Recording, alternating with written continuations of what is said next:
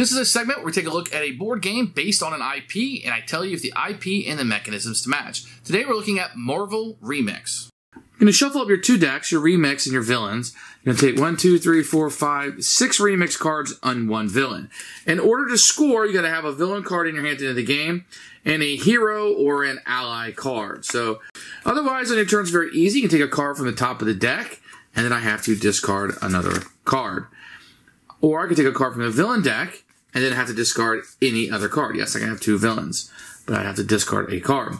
Or I can take a card from the discard pile, put in my hand, and discard any other card. So that's kind of how that's going to work. When there are 10 discards in this pile, collectively from everybody, the game will end and you'll score up. So a lot of these cards are going to score points. If you look here, this one scores -10, this one scores 25, this scores 4, 6. So you're going to see this one scores none. And like I said, this one scored negative. Okay? And then you're going to have these tags that will be on here. See these icons that you see. So let me give you a good example here of King. King says it's -10 points, but he scored points for each different tag.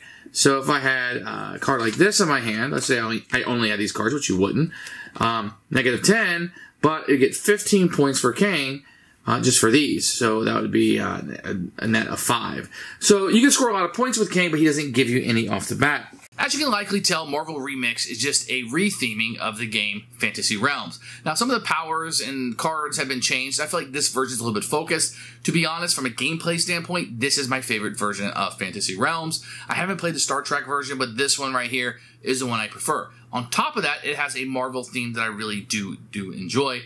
I think it's a really fun experience. But does the IP and the mechanisms match? Probably not. I think the cards make sense, the way that they're, Thor and his hammer, etc. And those all kind of fit together. But I don't feel like I'm a superhero. I don't feel like I'm doing superhero things. I feel like I'm collecting cards in order to score points. It's not a whole lot you can do to get around that in this game because it's just a reskin, it's a theme. It wasn't ever meant to be a Marvel game.